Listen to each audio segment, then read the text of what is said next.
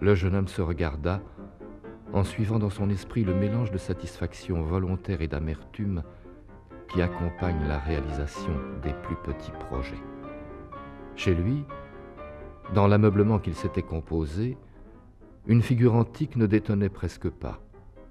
Il aurait accepté de conserver à l'ordinaire, comme un pyjama un peu plus orné, ce vêtement de la Troade. Mais il redoutait le contact avec la rue et les passants à travers les vitres du coupé. Il souffrait à l'avance d'être pris pour un masque et de guetter dans les regards des gens l'espèce de pitié qu'ils envoient à ceux qui paraissent avoir trop apprêté une réjouissance aléatoire ou vaine. Car étant très jeune, il ne se trouvait pas encore là de converser avec lui-même. Et l'ennui ne le prenait qu'en public. S'il restait seul devant sa table, il était certain de passer une soirée délicieuse, égale en distraction et en imprévu à toutes celles analogues qui ornaient sa vie. S'il passait la porte, un hasard vague allait décider de ses plaisirs et faire pousser peut-être devant ses pas le spleen qu'il voyait comme une plante malade dont la fleur est bellement noire. Complaisamment, il savoura sa découverte. Il n'était pas de ces égarés qui, tarissant ainsi le bonheur lui-même, ne veulent s'étonner de rien. La dérision générale lui semblait une élégance trop facile, presque une recette un peu vulgaire, à l'usage de ceux-là seuls qui ne savent ni traduire, ni répandre une âme aisément exaltée. Un soir déjà lointain, il avait entendu Stéphane Mallarmé dire, de cette voix si ponctuelle et si discrète à la fois, qui semblait demander la permission de dispenser la vérité pure, une phrase depuis célèbre et tant de fois reprise. Le poète est celui qui s'étonne de tout.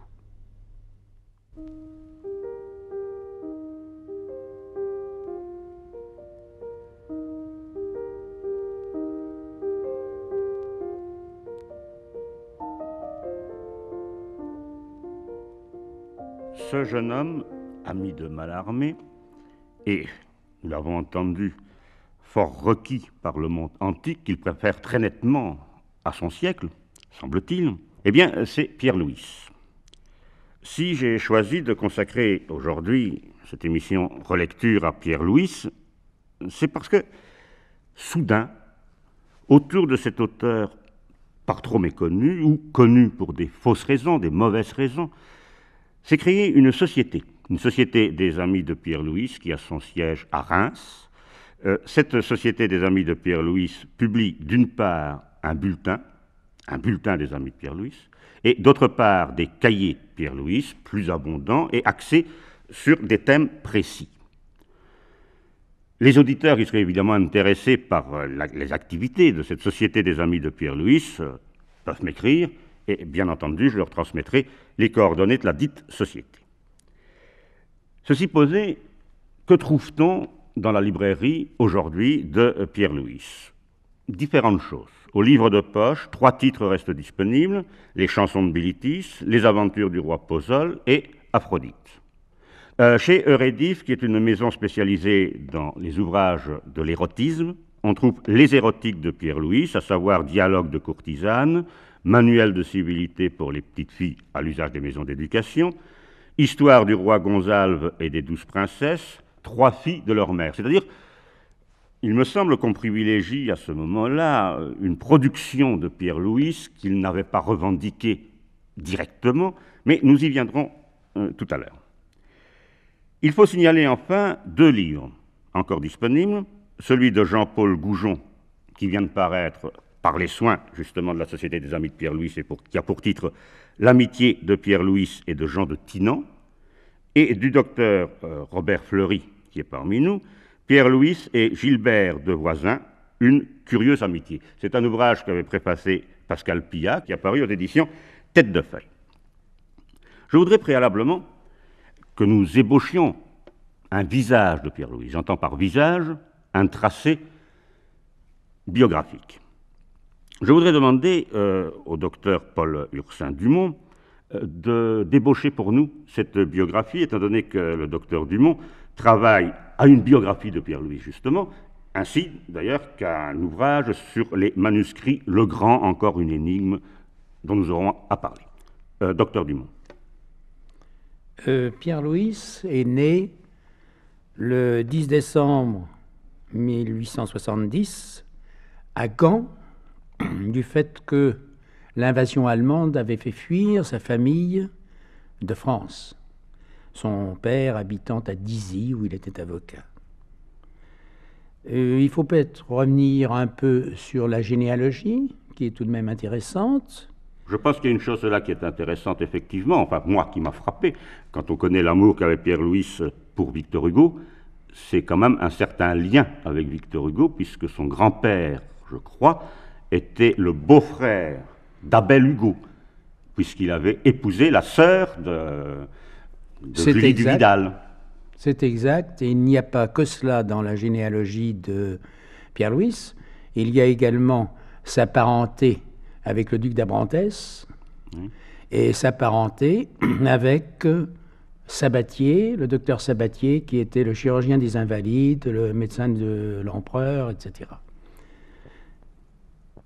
Donc, du premier mariage, il y avait eu une fille qui s'appelait Lucie Aimée et un frère qui s'appelait Georges. Et là, nous allons le retrouver, puisque je pense que Georges, c'est l'ami et presque le père adoptif, si on peut dire, du petit, de Pierre. On a même dit que c'était le père. Ah oui, à diable. Mais sur quoi pouvait-on se baser? Farrer, notamment, avait... Oui, mais est-ce que Farrer n'était pas un peu perdu dans l'opium lorsqu'il écrivait ces choses-là? C'est possible. C'est possible, mais il existe tout de même des curiosités dans la correspondance entre Georges et Pierre qui font penser qu'il y a une énigme qui entoure sa naissance. Alain Kahn-Scribert, vous vouliez intervenir? Il existe des lettres qui laisseraient penser que, à un certain moment de son existence, Pierre-Louis s'est aperçu que Georges pouvait être son père. Et ça expliquerait bien des choses sur le sujet qu'on abordera plus tard. Robert Fleury. Oui, il faut quand même ajouter aussi qu'entre les deux mariages, il s'est écoulé un grand laps de temps, et que, par exemple, la deuxième femme, Céline Maldan, de Pierre-Philippe Louis, le père de Pierre-Louis, avait quand même 25 ans de moins que son mari. C'était quand même relativement important. Et Georges venait très souvent dans la maison de Dizy, ce qui était normal puisqu'il venait chez son père, et qu'il avait le même âge que sa belle-mère, mettons, n'est-ce pas? Docteur Dumont. Son frère Georges, son demi-frère par conséquent, s'est marié le 1er mai 1900 avec Paz de Ortega Moreyron Dominguez, qui était né à Hambourg en 1872, et ce frère Georges est devenu ambassadeur en Russie. On dit même que son rôle a été extrêmement important au moment de la déclaration de guerre de 1914, et il existe un livre auquel on pourrait se référer, qui est de Goutenoise de Toury, Poincaré a-t-il voulu la guerre? Georges Louis étant intervenu pour empêcher cette guerre, très efficacement.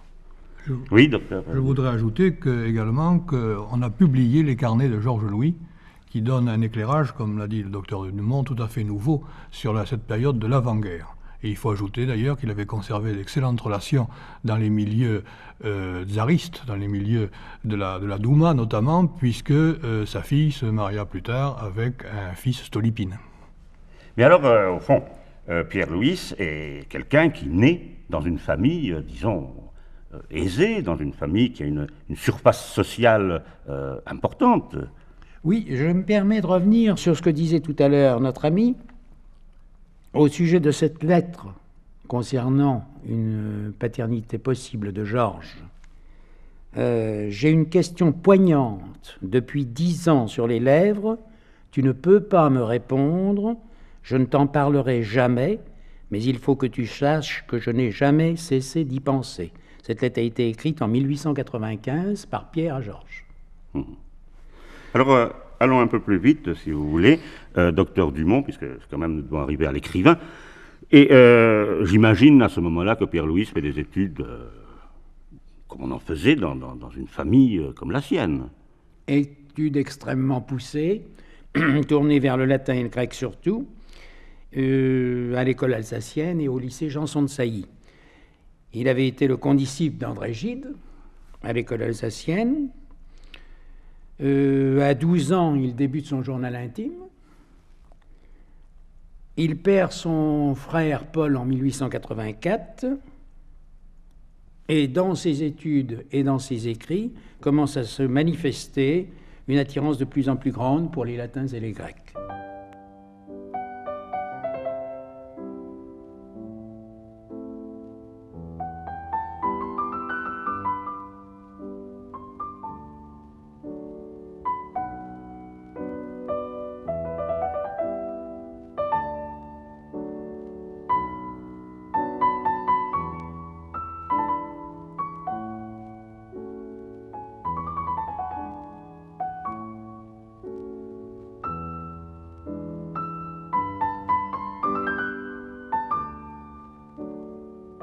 Grec. C'est un mot que la lumière environne. Et il suffit que la voix le prononce pour que l'esprit imagine l'eau bleue, le ciel bleu, le marbre blanc, le soleil de feu pur, l'atmosphère toujours limpide où le sentiment de la beauté pour la première fois devait prendre forme, la rive où la déesse naquit, des amours du ciel et de la mer. Le peuple grec a vécu son histoire dans une patrie petite et précieuse comme une gemme, un pays de couleur et de clarté entre les pâles brumes du nord et le pâle firmament africain.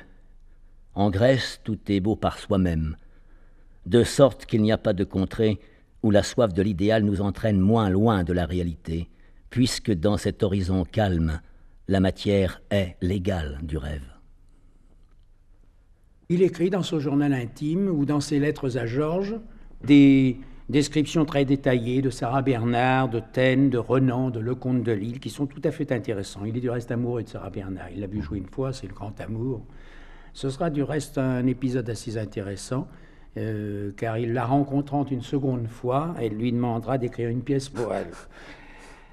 Il semble que les deux mots-clés de cet adolescent, à cette époque, nous sommes en 1889, si vous voulez, c'est amour et poésie.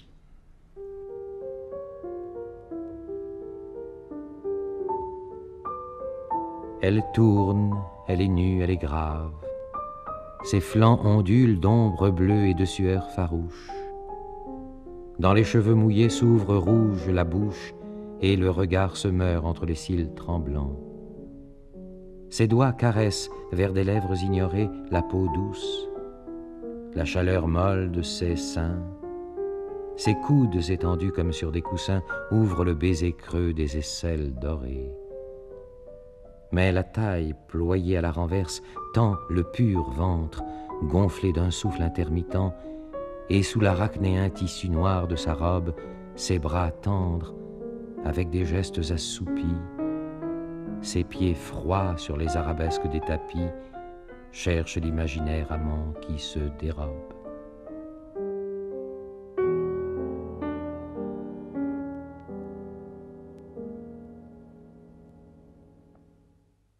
Là, on aborde un problème un peu plus délicat, c'est le rapport de Pierre-Louis avec les femmes. Et peut-être même déjà, même dans sa famille, enfin, parce qu'il y a une cousine dont je crois il était pris, Thérèse Maldan. Nous n'y sommes pas encore, je crois. Il faudra encore attendre quelques années. Là, je crois que c'est un jeune homme qui est encore vierge. Oui, je vous en prie. Je ne partage pas tout à fait l'opinion de mon collègue, puisqu'à 17 ans, n'est-ce pas, il avait déjà des rapports qu'on retrouve dans le journal intime, si je ne m'abuse. Et sur un plan alors beaucoup plus platonique, il y a l'amour éthéré qu'il voue justement, comme dit M. Huberchuin, à sa cousine Thérèse Maldan, auquel il a adressé sa première pièce de vers. En 1888, il a quand même 17 ans. Et alors, on sent, d'après ce que vous venez de dire, que c'est un garçon qui est tout naturellement, vous parliez de poésie, mais qui est assez naturellement voué aux lettres. Certainement, c'est absolument évident. À ce moment-là, et cela très jeune. Enfin. Et cela très jeune. Je pense du reste qu'à ce moment-là, amour et poésie, dont j'ai prononcé les deux mots, vont se transfigurer petit à petit en corps et âme. L'amour qui gouvernera le corps, tandis que la poésie remplira l'âme. Et c'est le moment qu'il va choisir, du reste, pour troquer l'I de son nom, car il s'appelait Louis, L-O-U-I-S, pour l'Y avec tréma. Alors cet Y avec tréma, c'est déjà peut-être l'avant-propos à la préface d'Aphrodite. Peut-être. Dans la revendication du monde antique.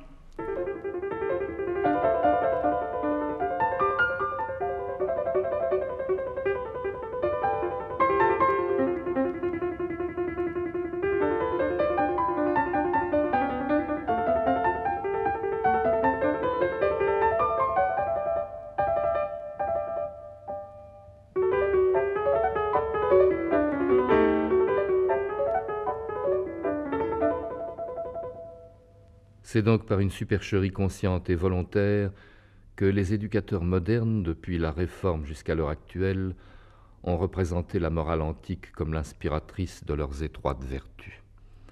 Si cette morale fut grande, si elle mérite en effet d'être prise pour modèle et d'être obéie, c'est précisément parce que nul n'a mieux su distinguer le juste de l'injuste selon un critérium de beauté, proclamer le droit qu'à tout homme de rechercher le bonheur individuel dans les limites où il est borné par le droit semblable d'autrui, et déclarer qu'il n'y a sous le soleil rien de plus sacré que l'amour physique, rien de plus beau que le corps humain.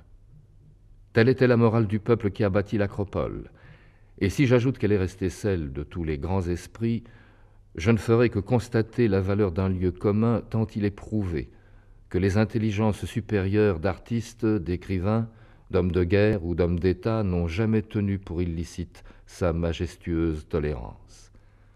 Aristote débute dans la vie en dissipant son patrimoine avec des femmes de débauche. Sappho donne son nom à un vice spécial. César est le Mecus Calvus, mais on ne voit pas non plus Racine se garder des filles de théâtre, ni Napoléon pratiquer l'abstinence. Les romans de Mirabeau, les vers grecs de Chénier, la correspondance de Diderot et les opuscules de Montesquieu égalent en hardiesse l'œuvre même de Catulle. Et de tous les auteurs français, le plus austère, le plus saint, le plus laborieux, Buffon, veut-on savoir par quelle maxime il entendait conseiller les intrigues sentimentales. Amour, pourquoi fais-tu l'état heureux de tous les êtres et le malheur de l'homme? C'est qu'il n'y a dans cette passion que le physique qui soit bon, et le moral n'en vaut rien. D'où vient cela? Et comment se fait-il qu'à travers le bouleversement des idées antiques, la grande sensualité grecque soit restée comme un rayon sur les fronts les plus élevés? C'est que la sensualité est la condition mystérieuse mais nécessaire et créatrice du développement intellectuel. Ceux qui n'ont pas senti jusqu'à leurs limites, soit pour les aimer, soit pour les maudire, les exigences de la chair, sont par là même incapables de comprendre toute l'étendue des exigences de l'esprit. De même que la beauté de l'âme illumine tout un visage, de même la virilité du corps féconde seul le cerveau. La pire insulte que Delacroix sut adresser à des hommes, celle qu'il jetait indistinctement aux railleurs de Rubens et aux détracteurs d'Ingres, c'était ce mot terrible, eunuque. Jean-Louis Meunier. Le changement de I en Y a aussi une raison tout à fait naturelle, c'est pour ne pas gêner l'action politique de son frère Georges. Et c'est une raison très importante. Certainement, Mallarmé a dû aider à ce changement, mais il y a dans les carnets de Georges Louis, ou même dans la correspondance de Pierre à son frère, une volonté de ne pas gêner l'action politique de son frère Georges. Oui, d'où ce changement de nom. Oui, Robert Fleury. Je voudrais y ajouter simplement, puisque mon ami Meunier est musicien, qu'il y a également une note musicale dans ce Louis. Vous savez que Louis était un musicien, il a hésité entre plusieurs optiques, n'est-ce pas, la poésie, le dessin, la musique. Et il y a une note musicale dans Louis, vous voyez, dans ce patronyme. Oui, mais il y a autre chose aussi à ce moment-là. C'est parce qu'il y a un goût, me semble-t-il, de Pierre-Louis pour la calligraphie. Et il est évident que la notation du dessin de cette Y avec tréma arrange beaucoup, calligraphiquement, sa signature. Il y a quand même à ce moment-là un Pierre-Louis qui va devenir assez important puisqu'il va créer une revue. Ah, Potache Revue. Potache Revue d'abord, mais surtout la Conque. D'abord, qui était des Juvenilia, sans grande importance du reste, qui n'a pas subsisté, puis la Conque. Voilà, c'est la Conque. La Conque, alors, qui est une anthologie de jeunes poètes. Et c'est là surtout que dans la Conque, dans les poèmes de la Conque, apparaît la fameuse calligraphie Pierre-Louis. Alors cette anthologie de jeunes poètes avec Quillot, André Gide, Camille Mauclerc, Valéry, Léon Blum, oui, etc. c'est vrai, Léon Blum, il publie quand même 4 ou 5 poèmes, je crois. 4 ou 5 poèmes de Léon Blum. Mais je pense qu'il y a aussi quelque chose de plus important dans la Conque, ou d'important en tout cas, qui est le fait que chaque numéro de la Conque est patronné, si l'on peut dire. Il y a Hérédia, il y a Régnier, il y a Mallarmé, il y a le Comte de Lille. C'est-à-dire que à la fois c'est une revue de jeunes, mais qui se veut également manifeste littéraire. Parfaitement. Robert Fleury. Ce que je voudrais signaler, le point sur lequel je voudrais insister, c'est que Pierre-Louis a 19 ans à ce moment-là, et qu'à 19 ans, il est reçu au mardi de Mallarmé, qu'à 19 ans, il fréquente les samedis de Hérédia, et qu'à 19 ans, il va fonder cette fameuse revue de la Conque dont nous parlons, et déjà perce, à 19 ans, ce sens de la bibliophilie qu'il aura plus tard, n'est-ce pas, puisque la Conque dont parle le docteur Dumont est tirée à 100 exemplaires seulement, et qui ne sera jamais ni continué, ni réimprimé, et ce sera sur papier de luxe. C'est donc déjà, au départ, on peut dire, un ouvrage de bibliophilie pure. Il exerce une influence, vous venez de dire tout ce qu'il fait à 19 ans, il exerce une influence, et on en voit par exemple une preuve dans le rapport avec Jean de Tinan, par exemple. Puisque Jean de Tinan ira même, en écrivant, je crois, un texte qui s'appelle Érythrée, son second texte, jusqu'à, pas plagier, mais en tout cas, jusqu'à imiter les scènes grecques de Louis. Parfaitement. Robert Fleury. Je crois que Jean de Tinan, l'amitié qui a lié Louis à Jean de Tinan est un peu plus tardive. Elle se trouve à partir des années 1894. En 1890, Jean de Tinan n'était pas encore dans les cénacles parisiens. Mais c'est l'époque de 1890, il connaît Valéry, par exemple. Il connaissait déjà Gide, on en reparlera sans doute tout à l'heure. Et il connaît également, dans sa génération, Quillot, Hérold, Lebet, avec qui il aura une amitié très longue. Oui, c'est par Lebet qui raconte Tinan, d'ailleurs. Oui, c'est là, il influe surtout sur ses contemporains, sur les gens de son âge. Bien, et alors ce sont les premiers textes qu'il publie, qui sont des scènes grecques. Qu'est-ce qu'on peut dire à ce moment-là? C'est un parnassien.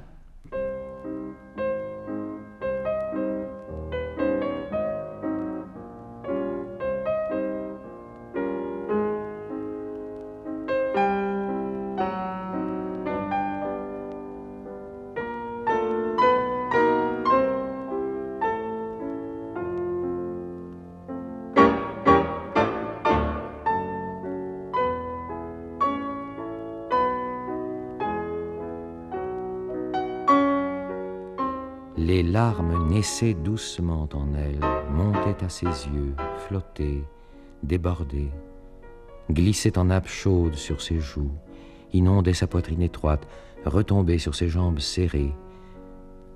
Elle ne les sentait plus perler une à une entre ses longs cils. C'était un ruissellement continu et doux, une affluence intarissable, l'effusion d'une onde enchantée. Cependant, réveillés par le clair de lune, les immortels de la forêt étaient accourus de toutes parts. L'écorce des arbres, devenue transparente, avait laissé voir la figure des nymphes, et même les naïades frissonnantes, quittant leurs eaux et leurs rochers, s'étaient répandues dans les bois. Et elles se pressaient autour de Byblis, et elles lui parlaient, effrayées, car le cours des pleurs de l'enfant avait tracé dans la terre une ligne sinueuse et foncée, qui gagnait lentement le chemin de la plaine. Mais Byblis déjà n'entendait plus rien. Ni les voix, ni les pas, ni le vent de la nuit. Son attitude devenait peu à peu éternelle. Sa peau avait pris, sous le flot des larmes, la teinte lisse et blanche qui est celle des marbres baignés par les eaux. Le vent n'aurait pas dérangé un de ses cheveux le long de son bras.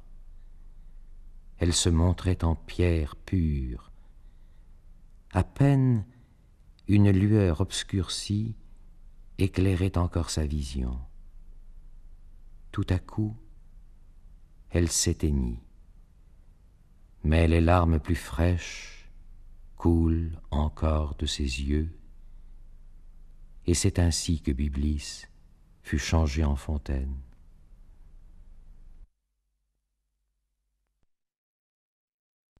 C'est presque un parnassien, oui. Je voudrais vous couper un peu pour en venir directement à une chose qui me paraît capitale, et je crois que Robert Fleury pourrait nous en parler, qui est évidemment, je bascule encore un peu les années, mais peu importe, qui est la rencontre chez Heredia des filles de José-Marie d'Heredia, et notamment à ce moment-là, Marie, qui va devenir, et c'est tout un drame, Marie de Régnier.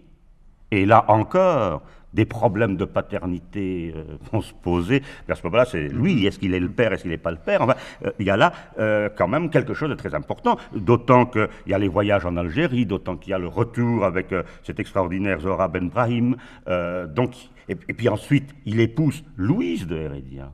Alors, comment peut-on s'y retrouver, Robert Fleury? C'est la période capitale de la vie de Pierre-Louis. C'est son amour pour Marie de Régnier, c'est cet amour qui a, le docteur Dumont parlait de l'amour du corps, mais là il y a à la fois un amour en esprit et un amour charnel en même temps. C'est la péripétie de la vie de Pierre-Louis qui a influencé et l'homme et l'œuvre. Alors, très rapidement, n'est-ce pas, en 1893... Je vous coupe, ce que je voudrais savoir, parce que les auditeurs voudraient également savoir, c'est comment se fait-il que Pierre-Louis, ayant rencontré chez Heredia une fille Heredia, Marie, finira par épouser l'autre parce que Marie épouse Régnier. Alors, il y a un problème des rapports Régnier-Louis, puisque sur le plan, disons, des lettres, ils se connaissaient. Oui, ils se connaissaient très bien. Ils se fréquentaient beaucoup, puisque dans les mercredis de la rue Grétry, qui était la demeure de Pierre-Louis à ce moment-là, Henri de Régnier venait régulièrement. Mais chez les Hérédiens, Marie était courtisée à la fois par Henri de Régnier et par Pierre-Louis. Et ils avaient tous les deux fait une sorte de pacte dans lequel ils avaient décidé de se déclarer ensemble et de laisser Marie de Heredia choisir entre eux. Mais, profitant d'une absence de Pierre-Louis, Henri de Régnier se déclara et fut agréé. Et il fut agréé parce que Heredia, il faut bien le dire, était en plus, mais était surtout un joueur impénitent et que Henri de Régnier était intervenu pour régler certaines notes en grand seigneur qu'il était. Et puis Beau-papa avait besoin d'argent. Voilà. Et puis Pierre-Louis était un irrésolu, vous savez, c'était déjà une préfiguration du roi Pozole qui hésite toujours, il ne s'est pas décidé. Donc, si vous voulez, à ce moment-là, Henri de Régnier fait sa demande, est agréé, il se marie en 95 et... Nous allons passer sur différents épisodes. On peut dire qu'à partir de 97, la liaison de Marie de Régnier et de Pierre-Louis devient effective. Et on le dit, et là aussi, des lettres ont été publiées, et maintenant nul n'en ignore, puisqu'on le trouve même sur des catalogues de libraires, que le fils de Henri de Régnier est bien le fils de Pierre-Louis. Comment a-t-il épousé Louise? Eh bien, tout naturellement, peut-on dire, puisque Marie de Régnier étant sa maîtresse, voyait d'un assez bon œil qu'il épouse sa sœur, ce qui lui permettait d'être dans la famille, ce qui lui permettait de le tutoyer, ce qui lui permettait beaucoup de rapports beaucoup plus faciles. Et Louise elle-même était toujours amoureuse de Pierre-Louis depuis longtemps. Donc, si vous voulez, la conclusion s'est faite tout naturellement en 1899. Bien. Alors maintenant, laissons un peu la vie, allons très vite. Il y a quand même l'écrivain qui nous concerne. On pourrait encore dire peut-être, docteur Dumont, qu'il y a à mes yeux autre chose, c'est que, passons sur l'autre revue, enfin sa participation au Centaure, qui va amener d'ailleurs la brouille définitive avec Gide. Après, il est manifeste que Louis abandonne la littérature. C'est-à-dire, il devient de plus en plus un érudit, il collabore à la revue des livres anciens, qu'il fonde d'ailleurs, il est parmi les membres fondateurs de cette revue. Il va collaborer à l'intermédiaire des chercheurs et des curieux, en posant des questions auxquelles il répond lui-même. Enfin, il y a là tout un jeu de l'érudition. Mais avant d'en arriver là, il y a l'œuvre. Alors, Jean-Louis Meunier, comment peut-on voir Pierre-Louis écrivain? Pierre-Louis écrivain, il faut le circonscrire entre quelques dates, l'extrême date étant 1906. À partir de 1906, vraiment, Pierre-Louis ne publie plus grand-chose, et encore en 1906, c'est un recueil de certains articles, de certains contes. On publie à nouveau ses œuvres dans diverses éditions, mais l'écrivain Pierre-Louis s'arrête, si l'on veut, en 1906, employons la date parce qu'elle est commode. Le véritable Pierre-Louis a commencé beaucoup plus tôt. Le docteur Fleury faisait allusion tout à l'heure au poème que Pierre-Louis envoyait à sa cousine. Et le docteur Dumont a posé la question de savoir si Pierre-Louis était un écrivain parnassien. Je ne veux pas aller trop vite, mais je me demande s'il a vraiment été un écrivain symboliste. Il me semble qu'il est bien resté dans sa poésie un écrivain plutôt parnassien, très influencé par José María de Heredia, son beau-père, très influencé aussi par Victor Hugo, et influencé à contrario, puisqu'il a écrit beaucoup de sonnets, qui est une forme que Victor Hugo avait très peu employée. Au temps où nous aurions voulu vivre, vous fûtes l'idole devant qui s'inclinaient une à une les femmes de la nuit et les fleurs de la lune, les longs iris aux bras des joueuses de flûte. Les amants à vos yeux cédaient aux chères luttes, car vos yeux étaient bleus comme un soir de Neptune. Les naïades à vous consacraient leur fortune, et votre nom chanté montait du bruit des chutes. Moi seul je connais l'ombre où revit la statue. De bijoux et de fleurs je l'ai toute vêtue, et j'y vais chaque soir pour un dessin nocturne, porté, suivant l'antique et sinistre coutume, 2 colombes sans tête et leur sang dans une urne, à celle qui naquit d'une cruelle écume.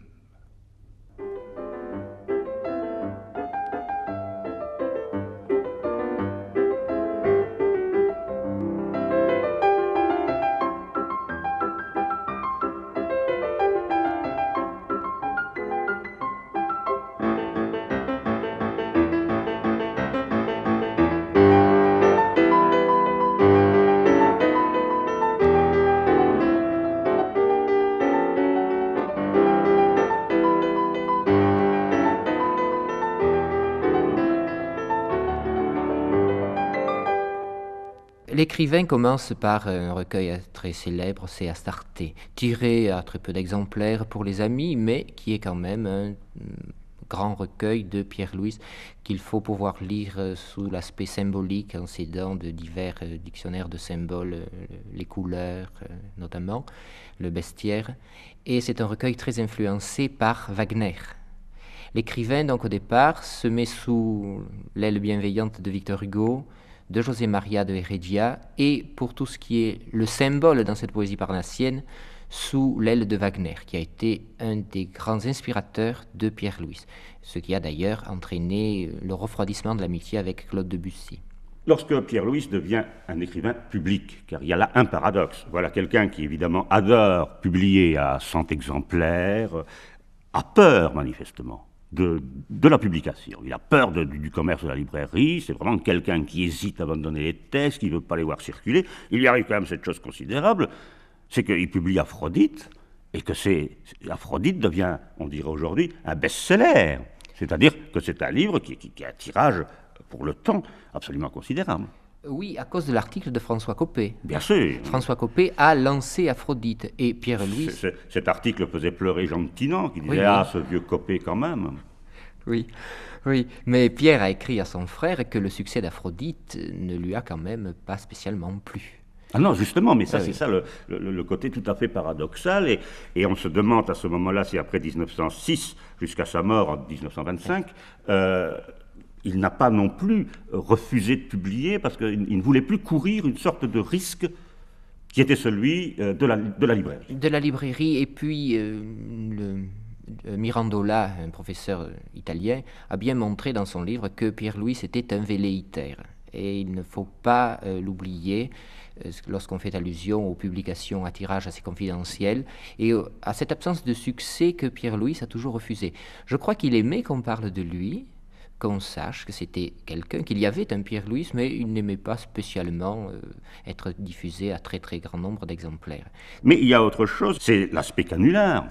La pratique du canular chez Pierre-Louis, et Dieu sait si André Gide en a été la victime, puisqu'il y a des anecdotes quand même assez savoureuses, n'est-ce pas, où Je raconte une comme ça vaguement, sans entrer dans les détails, où Pierre-Louis donne un rendez-vous à André Gide, qui monte un escalier, il frappe à une porte, et c'est une fille toute nue qui lui ouvre, n'est-ce pas? Alors ça, Gide a redescendu l'escalier très vite, et il en a évidemment voulu à Pierre-Louis, qui par ailleurs lui a envoyé des lettres signées de pseudonymes les plus extravagants, fixer des rendez-vous les plus délirants. Cet aspect du canular trouve une concrétisation dans un des plus beaux livres de Pierre-Louis, les chansons de Bilitis, puisque dans la préface, par exemple, des chansons de Bilitis, qui est écrit effectivement par Pierre-Louis lui-même, il veut absolument authentifier cette poétesse d'origine phénicienne et de Mytilène qui est Bilitis, et il montre la découverte du tombeau de Bilitis et ce qui s'ensuit. Son tombeau a été retrouvé par M. Heim à Palacolimisso, sur les bords d'une route antique, non loin des ruines d'Amathonte. Ces ruines ont presque disparu depuis 30 ans, et les pierres de la maison où peut-être vécut Bilitis pavent aujourd'hui les quais de Port Saïd. Mais le tombeau était souterrain selon la coutume phénicienne et avait échappé même aux voleurs de trésors.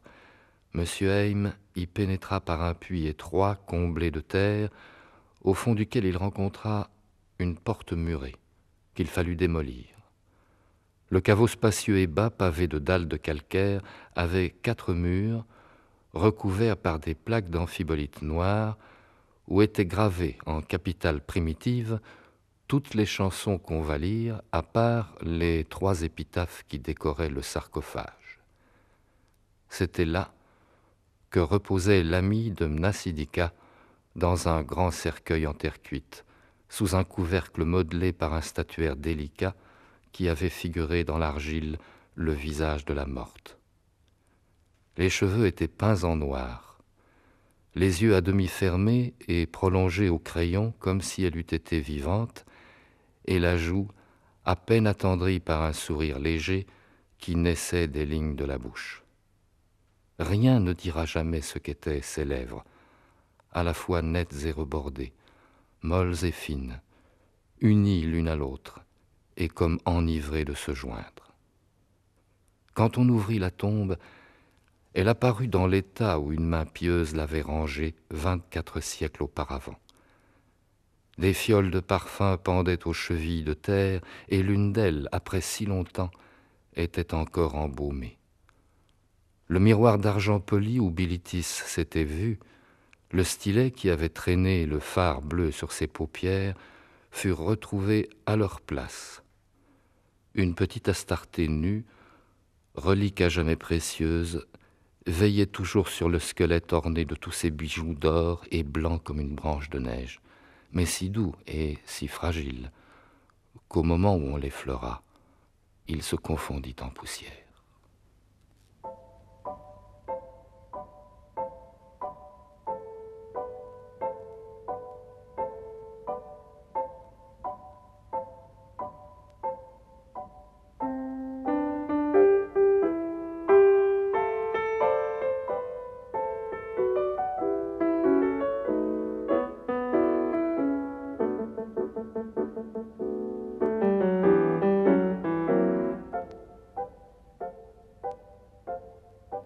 Je me suis dévêtu pour monter à un arbre. Mes cuisses nues embrassaient l'écorce lisse et humide, mes sandales marchaient sur les branches. Tout en haut, mais encore sous les feuilles et à l'ombre de la chaleur, je me suis mis à cheval sur une fourche écartée, en balançant mes pieds dans le vide. Il avait plu. Des gouttes d'eau tombaient et coulaient sur ma peau. Mes mains étaient tachées de mousse, et mes orteils étaient rouges à cause des fleurs écrasées. Je sentais le bel arbre vivre quand le vent passait au travers.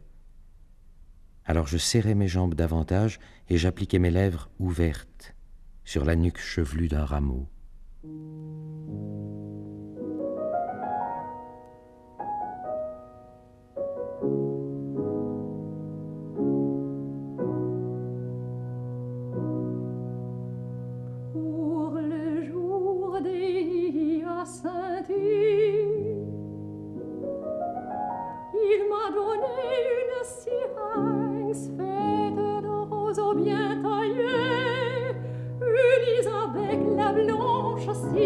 Qui est douce à mes lèvres comme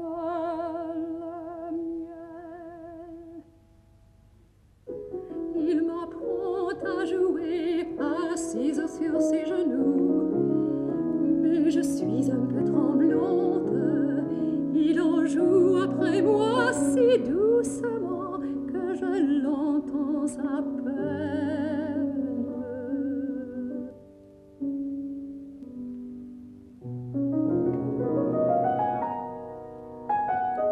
Nous n'avons rien à nous dire, tant nous sommes près l'un de l'autre, mais nos chansons veulent se répondre et tour à tour nos bouches s'unissent sur la flûte.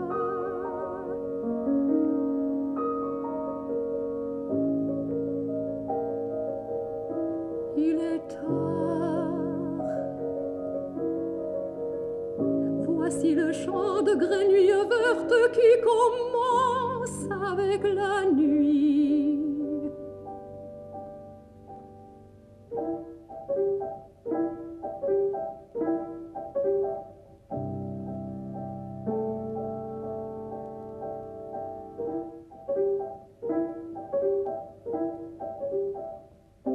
Ma mère ne croira jamais que je suis restée si longtemps à chercher ma ceinture perdue.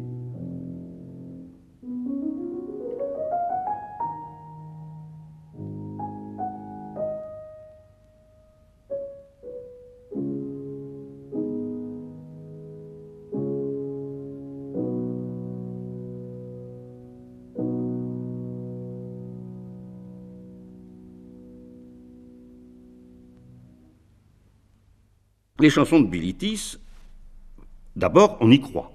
Je veux dire, le public du temps croit que, effectivement, c'est une traduction d'un poète saphique inconnu. Et là vient se greffer quand même autre chose, parce que dans le canular est toujours révélateur de quelque chose. Ce que révèle ce grand canular de Pierre Louys, c'est aussi ce goût pour ce qu'il appelait les jeunes femmes de l'avenir, ou les jeunes filles de l'avenir, c'est-à-dire les lesbiennes. Et de là, nous avons des témoignages sur ce problème précis de Colette et de Nathalie Clifford Barney, n'est-ce pas? Puisque c'est comme ça qu'il les appelait. Et il est évident qu'il a toujours été extrêmement attentif, si on peut dire, n'est-ce pas, aux amours saphiques. Alors comment est-ce que ça pourrait fonctionner, peut-être, Alain Kahn-Ribert, canular et ce goût du saphisme? Je crois qu'il ne faut pas limiter le goût de Pierre Louys au saphisme. Peut-être le saphisme étant la chose qui était à l'époque la plus acceptée. C'est ce qui est resté pas dans la légende, mais enfin c'est ce qui est connu de lui. Mais il s'intéressait donc pas seulement à l'aspect littéraire ou à l'aspect pur esprit de ces choses du corps, mais il s'intéressait à toutes ces manifestations qui, à l'époque, étaient considérées pour une grande partie d'entre elles comme contre nature.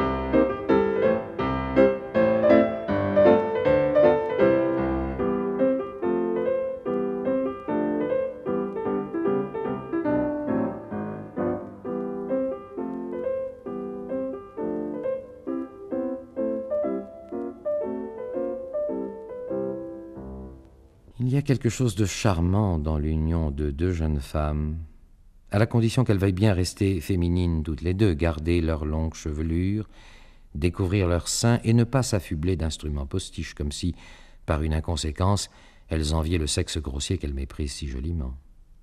Oui, leur liaison est remarquable parce que leurs caresses sont toutes superficielles et leur volupté d'autant plus raffinée. Elles ne s'étreignent pas, elles s'effleurent pour goûter la suprême joie. Leur nuit de noces n'est pas sanglante, ce sont des vierges crisis. L'amour humain ne se distingue du rude stupide des animaux que par deux fonctions divines, la caresse et le baiser. Or, ce sont les seuls que connaissent les femmes dont nous parlons ici. Elles les ont même perfectionnées. Je voudrais revenir sur les chansons de Bilitis. D'abord, sur leur dédicace. La première édition, l'édition originale, est dédiée à André Gide Oui, bien sûr, et à bien sûr. Meriem Ben Ali, le fameux MBA qui a pendant très longtemps passionné les chercheurs et les curieux pour savoir l'origine de ses initiales, puisqu'on disait à André Gide mon bon ami, alors qu'en réalité c'était Meriem Ben Ali, sa maîtresse qu'il avait connue avant de connaître Zohar, préfiguration de Zohar, et qu'on retrouve également dans les chansons de Bilitis sous diverses formes, et à la seconde édition qui porte aux jeunes filles de la société future. Or, et je rejoins M. Canstrivet, il ne faut pas oublier qu'à l'époque, le saphisme était très répandu dans les milieux bourgeois et les milieux littéraires. Vous avez évoqué Nathalie Clifford-Barnet, René Vivien et tant d'autres. Madame Dieu-la-Foi, n'est-ce pas? Et pour ne pas revenir à d'autres que je ne veux pas citer ici, mais également dans les samedis de Heredia, on retrouvait pas mal de ces jeunes filles qui étaient des jeunes filles, très jeunes filles, mettons. Il n'y avait pas que le saphisme, il y avait aussi l'homosexualité masculine, sauf qu'on en parlait moins. Et puis, ce qui intéressait Pierre-Louis chez les lesbiennes, c'est qu'il pensait toujours qu'il pouvait un peu s'immiscer, alors que s'immiscer entre Gide et ses autres amis, ça l'aurait peut-être moins amusé. Revenons au canular. Le canular, là, s'organise comme une production culturelle. Ça va, parce que, bon, si les chansons de Bilitis, ça veut dire, moi je connais un texte grec d'une poétesse qui a vécu à Mytilène qui s'appelle Bilitis, et voilà, je l'ai traduit. Je fais un travail d'érudition. Et comme nous avons dit, nous avons toute une partie de la vie de Louis qui va être en proie, littéralement, à l'érudition. Alors, ce qui me paraît, moi, intéressant, c'est de voir fonctionner cette érudition, parce que lorsqu'on relit enfin, tout ce qu'a rassemblé La Chèvre, tout ce qu'on peut trouver dans les articles de la revue des livres anciens, il y a un fonctionnement ludique de l'érudition chez Pierre-Louis. Je crois que c'est essentiel, parce qu'à son époque, les professeurs, on peut le constater, ne lisaient pas les livres dont il parlait, mais prenaient soin de lire toutes les gloses et toutes les études faites autour de ces livres. Or, Pierre-Louis, lui, manifestement, habite le livre. Il a une saveur, une touffeur de la lecture. C'est un lecteur, d'abord, un lecteur exemplaire, c'est évident. Et son rapport avec le livre me fait penser à un titre contemporain, enfin, de Barthes, c'est le plaisir de lire. Enfin, c'est évident. Il y a chez lui une délectation, et une délectation physique. Également, il n'y a qu'à voir sa bibliothèque, il n'y a qu'à voir les notes qu'il donne sur les reliures. Par exemple, il me rappelle Nodier à ce moment-là. Et il est certain que lorsqu'il veut trouver des choses, comme les 15 joies du mariage, l'auteur des 15 joies du mariage, ou il se trompe, mais peu importe, lorsqu'il parle de la maîtresse de Ronsard, des choses comme ça, on sent que ces découvertes sont faites en descendant dans les textes. C'est ça qui me frappe. Ce plaisir, ce velléitaire, comme on a dit, est aussi un enfant. Et il est surtout enfant, je crois, dans la bibliothèque. Qu'en pensez-vous, Robert Fleury? Je crois que vous avez bien défini Pierre-Louis. C'est essentiellement un lecteur. C'est un homme qui aime les livres, et il les aime. Le mot lecteur, d'ailleurs, c'est plus complet. Vous avez évoqué Nodier. Je crois qu'il se rapproche de Nodier, car non seulement il aime les textes, il va rechercher dans les textes des choses que d'autres ne voient pas et que lui va mettre en évidence, mais il est également amoureux du livre lui-même, de la composition du livre, de la typographie du livre. Il est amoureux des reliures. C'est un homme qui aime certainement caresser une reliure, n'est-ce pas, reconnaître le grain d'un Marocain. Et ça, c'est une chose qui chez lui, est un plaisir physique. Comme vous l'avez dit d'ailleurs, je crois que beaucoup des grands bibliophiles sont des gens qui aiment à la fois et les reliures et les femmes. Il y a dans le toucher un petit quelque chose que l'on retrouve dans ce domaine-là et que Louis sentait certainement. Et il faut rajouter quelque chose pour Louis, parce que c'est quand même très important, puisqu'il dira qu'il en meurt, c'est la cigarette.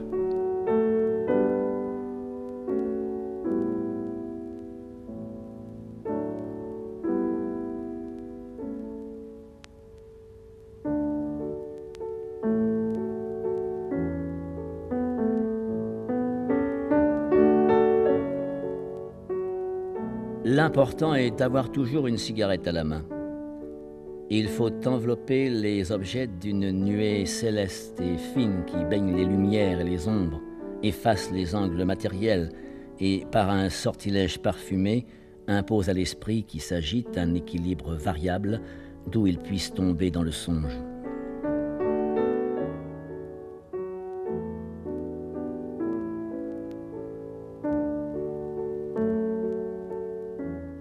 Et n'oubliez pas qu'il a écrit une volupté nouvelle.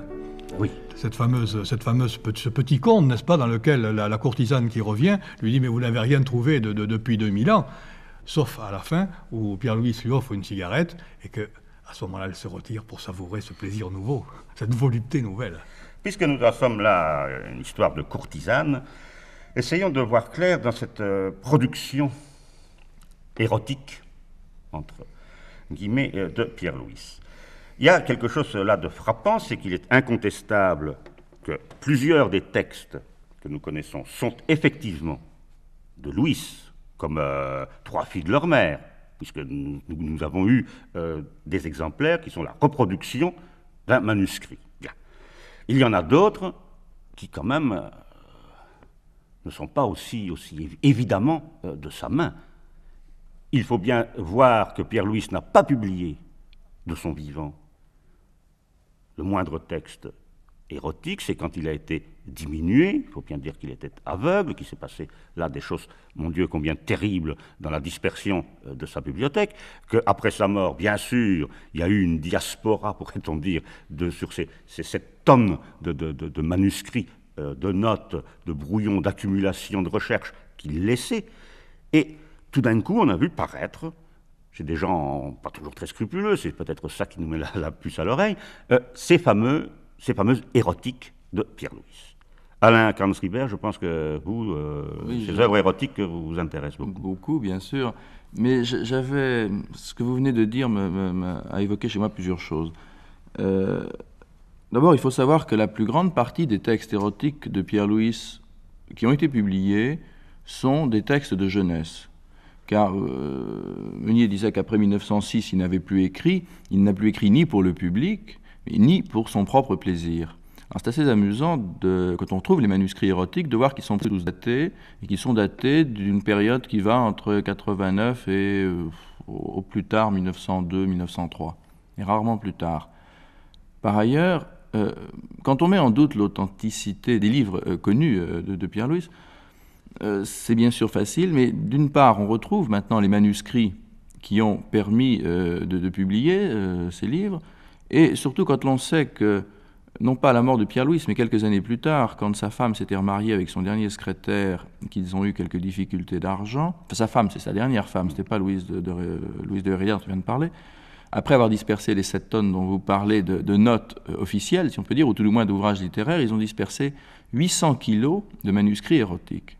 Je ne vois personne s'amuser à fabriquer 800 kilos de faux Pierre-Louis. Et si on sait qu'il y en a déjà 800 kilos tout fait, tout prêt, je ne vois pas le secrétaire en question que l'on a accusé de faire des faux s'amuser à recalligraphier de faux érotiques de Pierre-Louis, parce qu'il y en avait des centaines de kilos. Vous abondez dans mon sens, c'est à peu près la thèse que je défends en me demandant pourquoi on irait fabriquer quelque chose qui existe. Par ailleurs, je veux dire que la plus grande partie des œuvres publiées, connues, celles que vous avez citées chez Rédif et de nombreuses autres qui sont plus confidentielles, ont des manuscrits originaux, enfin, sont issus de manuscrits originaux dont on a retrouvé la trace. Et d'autres sont incontestables, je pense à Pibrac. Mais Pibrac dont vous parlez, parlons-en parce qu'il est tout à fait d'actualité, le manuscrit original de Pibrac est une pièce très connue. Oui, Pibrac, c'est parce que Pierre-Louis s'est amusé à faire un pastiche érotique de quatrains extrêmement moraux et bien pensants qu'avait écrit un certain comte. Oui, je ne sais plus si c'était comte ou baron de Pibrac au XVIIe siècle, et qui étaient des petites choses moralisatrices. Qui se sont poursuivis chez Pierre-Louis aussi par le manuel de civilité à l'usage des jeunes filles. Non, exactement, c'est manuel de civilité pour les petites filles et en sous-titre à l'usage des maisons d'éducation. Voilà. Vous avez raison de rétablir le titre exact. Ce manuel de civilité est un chef-d'œuvre qui devrait être dans toutes les bibliothèques familiales. Si des revers de fortune obligent vos parents à vous prostituer avant l'âge légal, montrez-vous digne de la confiance qu'ils vous accordent et prouvez-leur qu'ils n'ont pas eu tort de vanter vos jeunes talents. Enfermé avec un vieillard, ne vous déshabillez pas tout de suite, laissez-le fouiller sous vos jupes et glissez lui-même ses vénérables doigts jusqu'à la partie de votre corps qui l'intéresse le plus. N'abusez pas des titres honorifiques en parlant à votre protecteur, Excellence, Monseigneur, Monsieur le vice-président du Sénat. sont des expressions qu'il vaut mieux laisser de côté. Bien plus, ne craignez pas de l'appeler cochon, petit salaud, grand polisson. Ces gros mots, prononcés avec un petit sourire, seront toujours bien accueillis.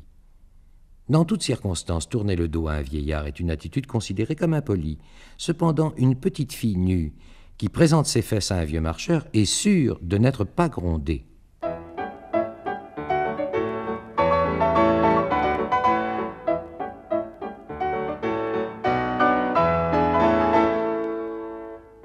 Alors le texte qui me pose le plus de problèmes, c'est Dialogue de courtisane.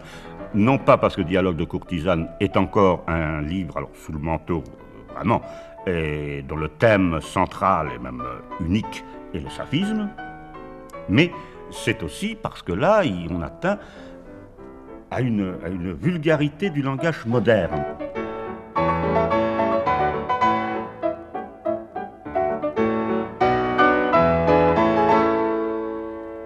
Madame, c'est moi la femme de chambre qu'on vous a parlé. Ah, vous avez des certificats? J'en ai de mes premières places. Mais madame voudra bien comprendre que pour apprendre mon petit talent, j'ai été depuis dans une maison où qu'on ne vous donne pas de papier. La porte est fermée. N'ayez crainte. Et puis je parle tout bas. On m'a dit les goûts de madame, je suis au courant du service. Et je lis comme madame l'est. Madame peut compter que ça sera tout plaisir pour moi. Vous n'avez pas d'amant? Oh, madame. Pas d'amis. Ça, c'est autre chose. Eh bien, il faudra la quitter. Vous savez ça? Oui, madame. Et habiter dans l'appartement, on me l'a dit. Et être gentil tous les soirs jusqu'à 3 heures du matin. Monsieur vient de sortir. Si madame veut en profiter pour avoir un échantillon de mon savoir-faire, je vais ôter mon chapeau.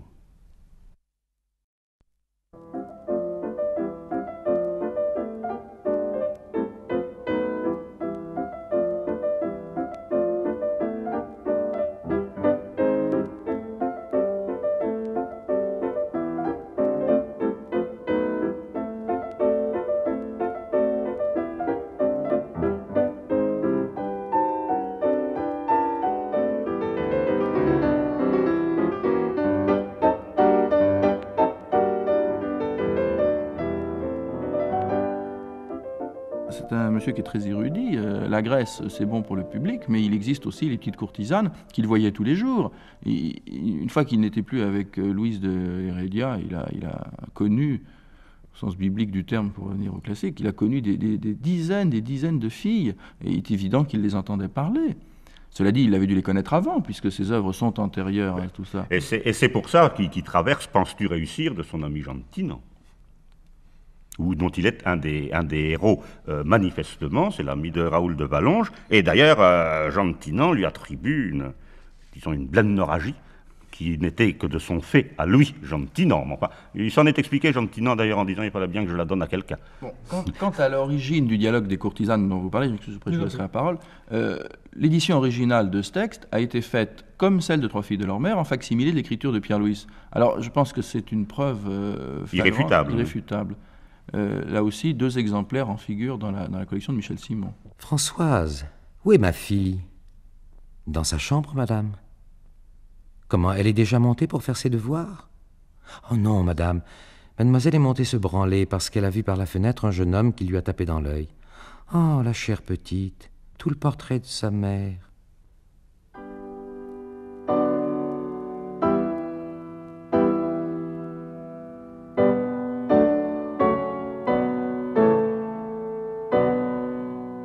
Je vous salue, Marie pleine de grâce. Mon petit Jean, tu serais bien gentil si tu voulais ne pas tâter mon cul pendant que je récite mes prières du soir.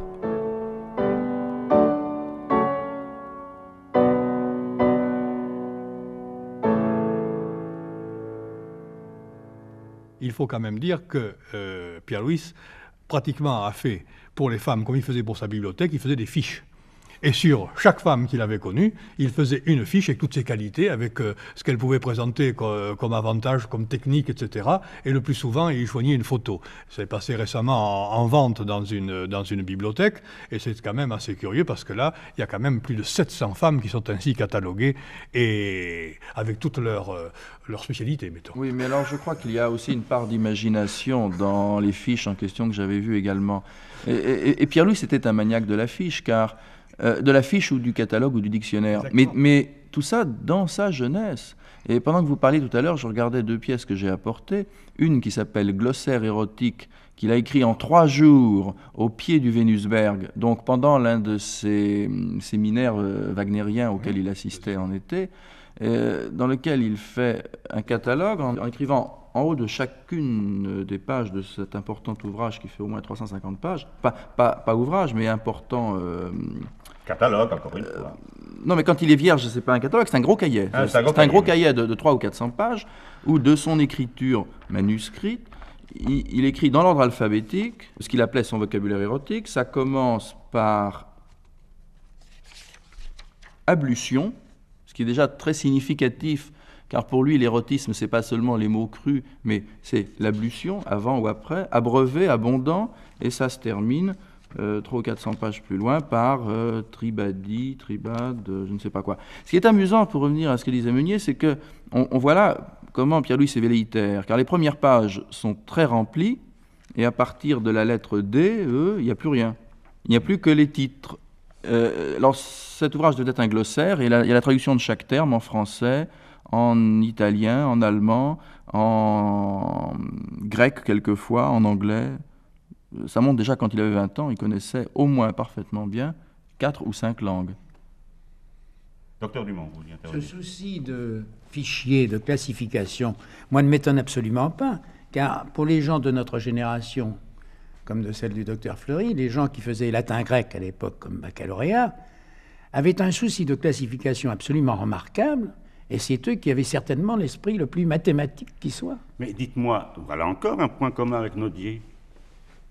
Nous l'avons déjà retrouvé. C'est exact. Enfin, c'est vrai. On pourrait imaginer, vous savez, quand Nodier était mourant, sur son lit de mort, il a encore appelé Techner, n'est-ce pas, pour parler reliure. On pourrait imaginer ça parfaitement chez Pierre-Louis. Et d'ailleurs, je pense que si nous n'avons pas de texte érotique de Nodier, il y avait une fréquentation de l'érotisme par Nodier. Ils sont à retrouver, donc. Je ne sais pas s'il en a écrit, mais il est évident que ce n'était pas un homme prude, enfin... Je crois que c'est un de ses premiers ouvrages, un Nodier, dont je m'excuse de ne plus me rappeler le titre, mais qui porte en frontispice une vignette où il y a comme légende « Voulez-vous coucher avec ma sœur ?» Et là, je ne me rappelle plus le titre, mais c'était quand même, non pas érotique, mais mettons galant, simplement. Il avait d'ailleurs écrit un texte qui a été publié posthume qui s'appelle « Moi », et qui était effectivement très influencé par la littérature libertine du XVIIIe. Je possède personnellement, sous un cachet de cire, un lacet de corset de Gype, dédicacé à Pierre-Louis, à son ami Pierre-Louis.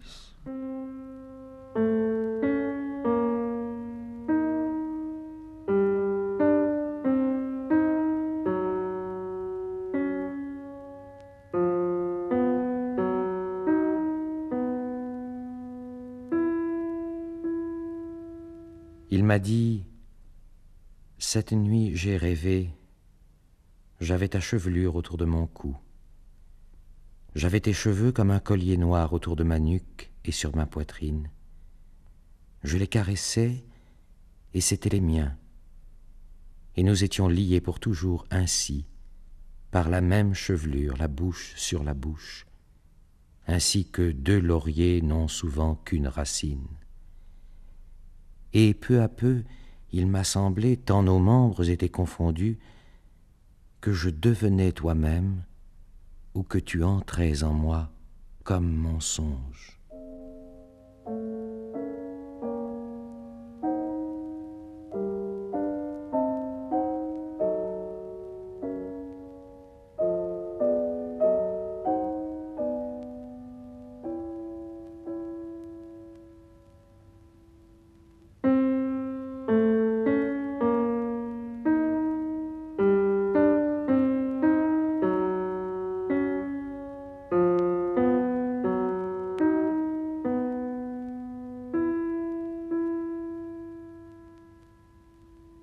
Je crois que Pierre-Louis a en fait poursuivi un but en écrivant ses romans et en faisant voir la femme sous ses différents aspects.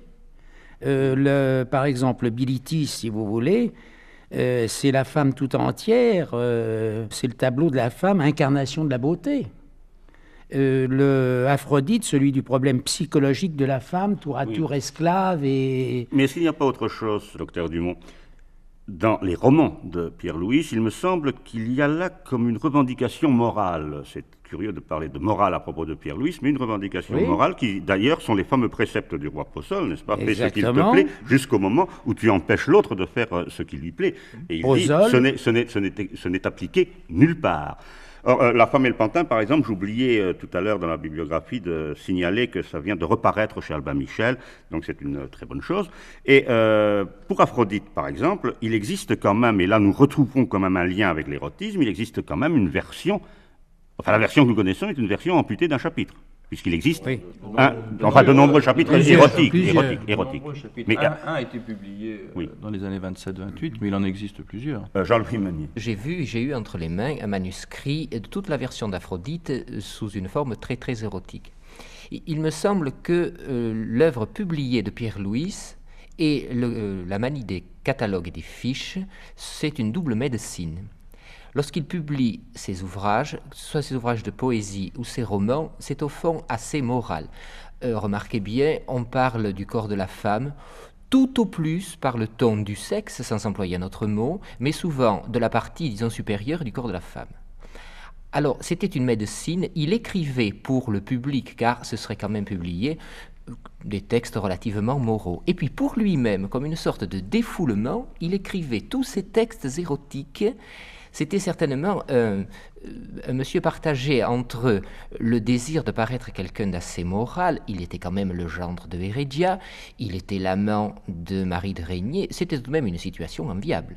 Mais c'était aussi quelqu'un qui avait une manie sexuelle très grave, il ne se retenait certainement pas. Et j'ai aussi consulté un très épais manuscrit, les notes qu'il avait prises dans Rétif de la Bretonne, qui ne sont pas du tout des notes sur l'aspect littéraire de l'œuvre de Rétif, mais au contraire tout ce qu'il y a de plus leste dans l'œuvre de Rétif de la Bretonne. Alors, il me semble qu'il y a une double médecine, celle qu'il laisse publier, qui est la médecine officielle de Pierre-Louis, et puis la médecine homéopathique pour lui, qui est une manie des fiches et des catalogues. Je voudrais intervenir, excusez-moi, parce que il ne faut pas parler de médecine, il y a plusieurs aspects. Je suis tout à fait de votre avis.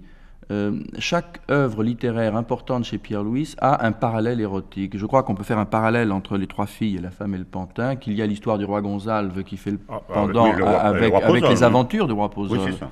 Il y a les chansons de Bilitis qu'on a évoquées plusieurs fois, mais il existe les chansons secrètes de Bilitis qui sont à l'évidence de la main de Pierre-Louis. Qu'on trouve dans Eurydice, dans un des tomes. Également, dont on connaît aussi le manuscrit, qui n'est pas inconnu. Il existe même une troisième version de ces chansons secrètes qui, pour rejoindre ce que vous disiez tout à l'heure, est extrêmement vulgaire. On peut se demander si c'est de Pierre-Louis. Donc il y a la partie, comme vous le dites, qui est le défoulement. Mais il y a aussi, et c'est à mon avis capital chez Pierre-Louis, une énorme érudition et une recherche d'érudition sur les choses de l'amour.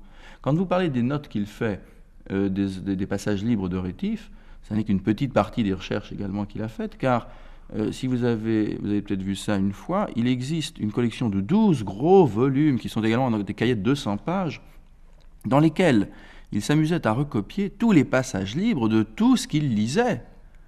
Et comme l'écrivait le libraire qui vendait ça, il disait si vous achetez cet ensemble important, vous en avez pour la vie. Si mes souvenirs sont bons, Pierre-Louis avait comme projet, le velléitaire qu'il était, de publier une anthologie, en plusieurs langues d'ailleurs, de la littérature érotique. Enfin, il avait prévu, je crois, 3 volumes de 500 pages ou quelque chose comme ça. Donc, encore une fois, c'est un aspect de Pierre-Louis. On a l'impression qu'il fait ça pour son plaisir, ce qui est vrai, mais il le fait aussi dans le but, un jour, d'en faire quelque chose, ce qu'il ne fait pas d'ailleurs. Robert Fleury. Il a préfacé une anthologie de l'amour arabe. Oui, et à ce propos, on pourrait revenir à l'œuvre publiée de Pierre-Louis. Il me semble que les préfaces qu'il a données sont des fuites de Pierre-Louis. C'est une façon d'être lui-même sous un aspect légèrement anonyme, car il savait très bien, même à cette époque-là, que les préfaces n'étaient pas toujours lues. Et la préface au cahier d'André Walter, qui est d'André Gide et non pas de Pierre-Louis. Pierre-Louis y est prêté complaisamment parce que ça le satisfaisait. Et deuxièmement, pour en revenir à l'œuvre toujours, la traduction était un état naturel chez Pierre-Louis. Il aimait traduire. J'ai des traductions de Dialogue de la mort, notamment des traductions de l'historien anglais Macaulay, etc. Il aimait beaucoup traduire. C'était une manière d'intervenir sous un nom d'emprunt, ce qui rejoint, ce que j'ai dit tout à l'heure, l'aspect très velléitaire de Pierre-Louis. Mais il y a aussi un amour du pseudonyme. Oui, mais c'est une fuite, le pseudonyme.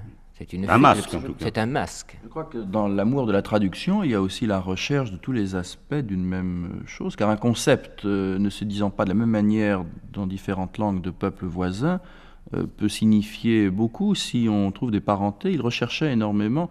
Ce glossaire dont je parle est tout à fait significatif et intéressant à cet égard, car un même terme français a des traductions dans différentes langues qui font bien ressentir quelquefois combien le mot est fondamental dans l'expression de ce que ça représente.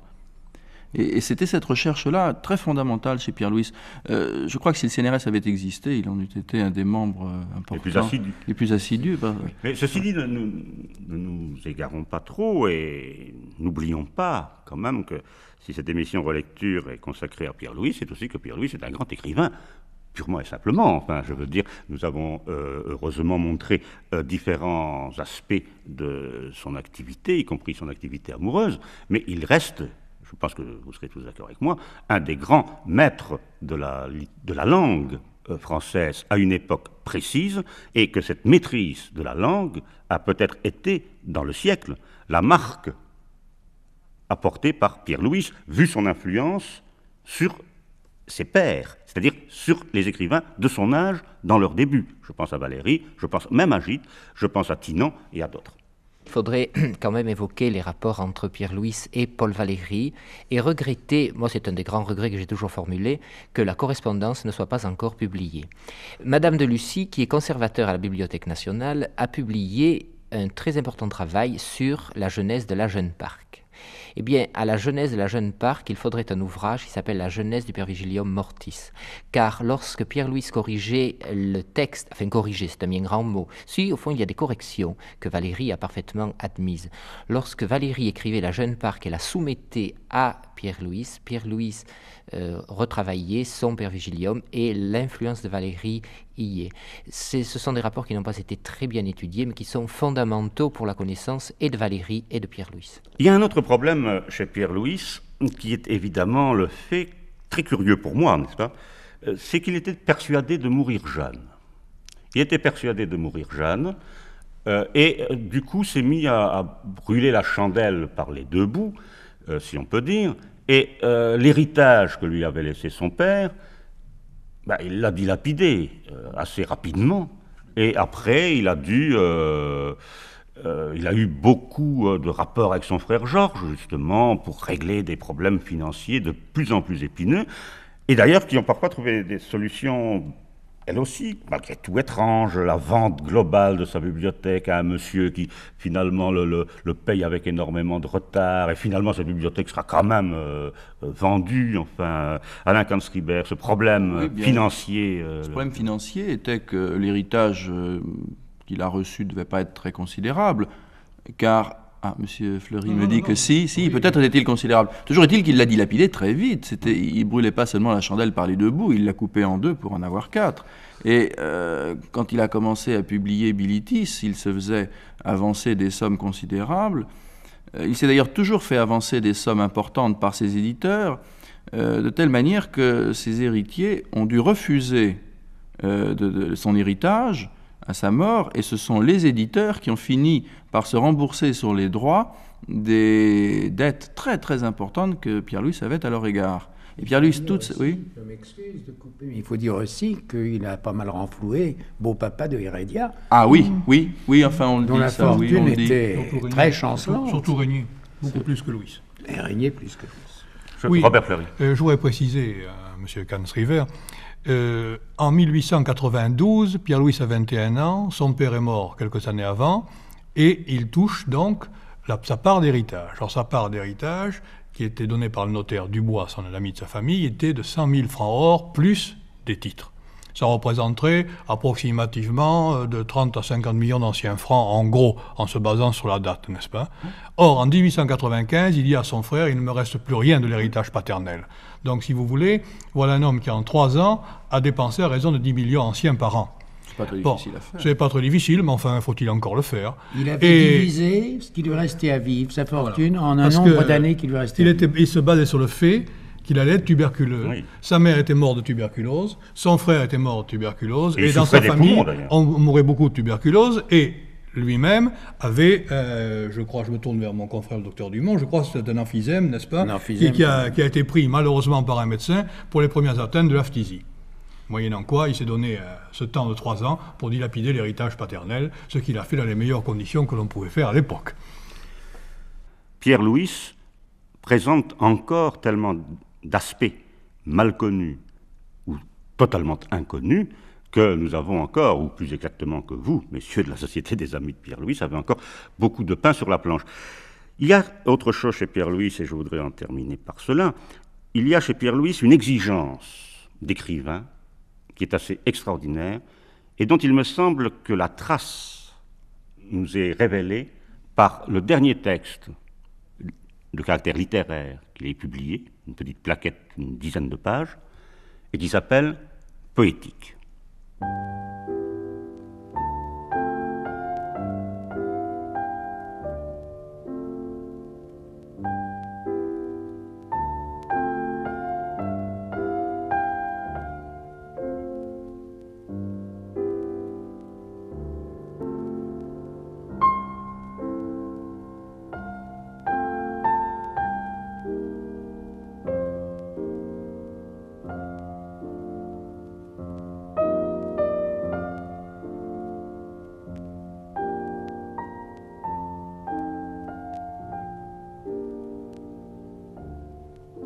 Croire en la muse, lui offrir le silence et la solitude, espérer sa grâce. Qu'au murmure perceptible se penche l'esprit, astreindre la volonté, museler la raison, prendre conscience de la voix supérieure, écouter longtemps sans répondre, découvrir que la muse peut suggérer le son avant le mot, le rythme avant la phrase, et que sa dernière parole est sa première pensée. Jamais de plan. Écrire avant de mettre à nu le modèle, avant de contourner le sujet, avant de connaître encore l'idée par son nom. C'est la pensée toute vivante qui dicte le style immortel. Dès qu'elle a trouvé ce qu'elle cherche, elle n'est plus. La page blanche doit toujours être mystérieuse. Jamais de brouillon, pas même de papier sous la main pour cette sorte d'exercice. Mot impropre ne peut s'écrire, plutôt laisser la plume 1 heure suspendue que de voir sur la page une tache. Le poète ébauche, dessine et recommence, il ne brouillonne pas. Sa première esquisse, prose ou vers, est un poème. Choisir le mot, il n'en est qu'un. Savoir le redoubler.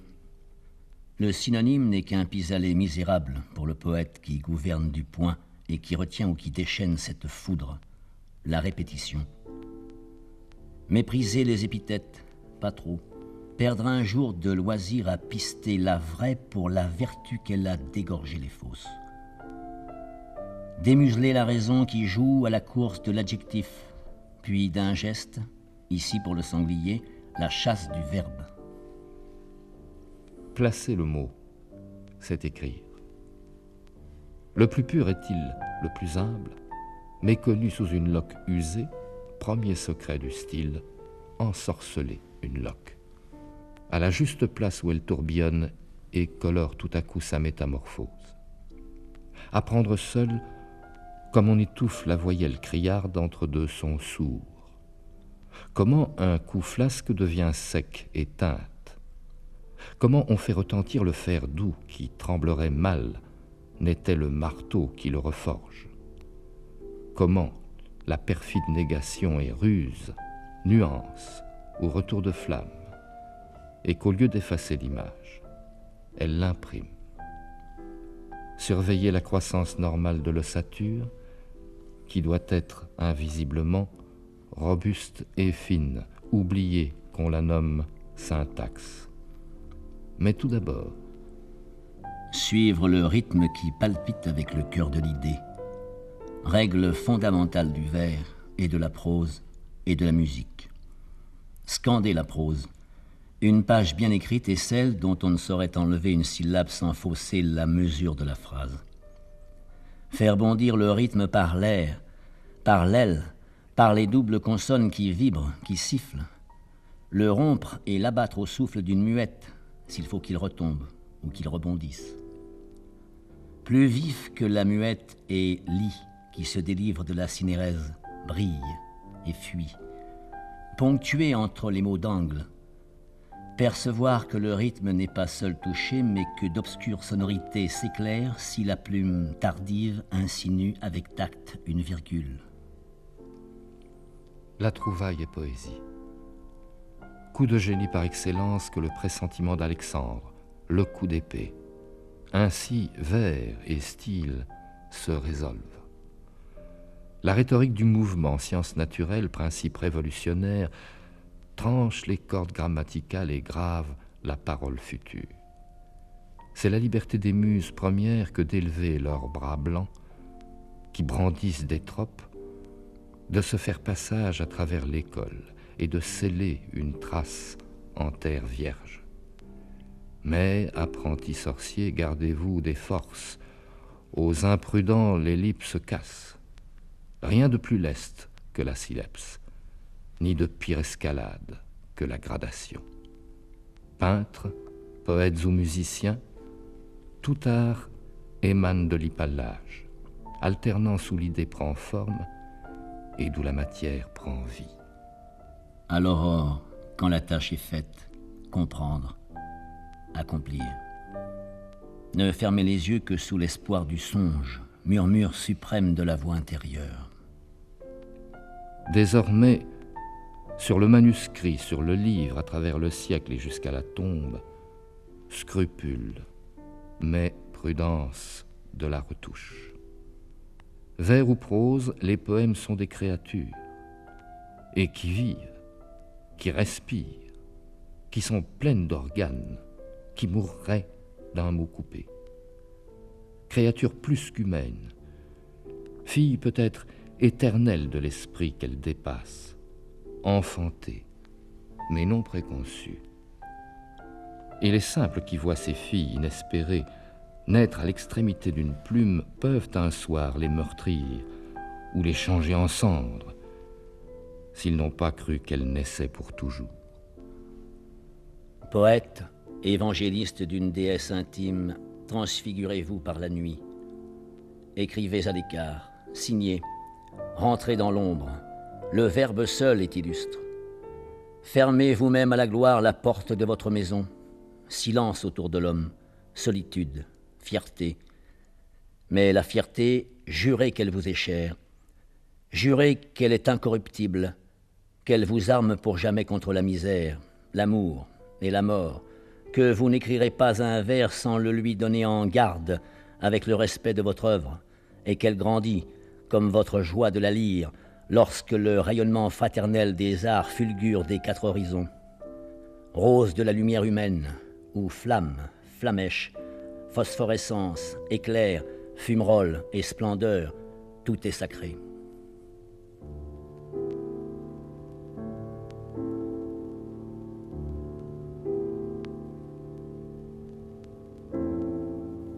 C'était Relecture, une émission de Hubert Juin réalisée par Anne Lemaître.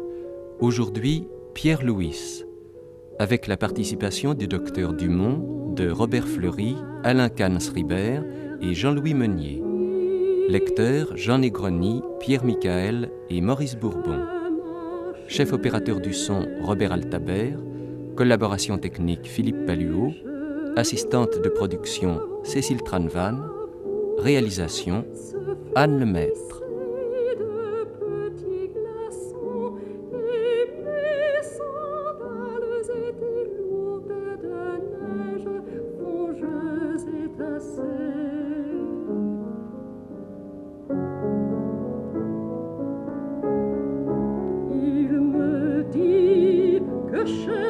tue.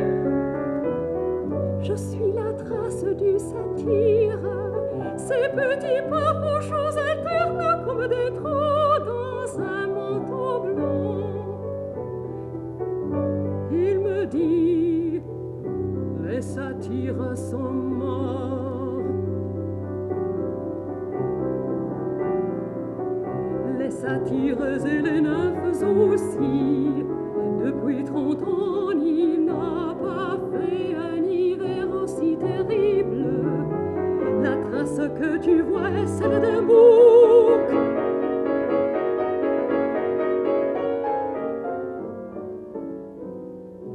Mais restons ici, où est leur tombeau?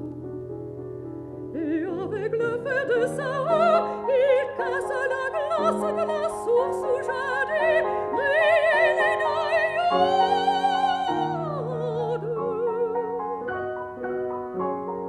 Il prenait de grands morceaux froids et les sous le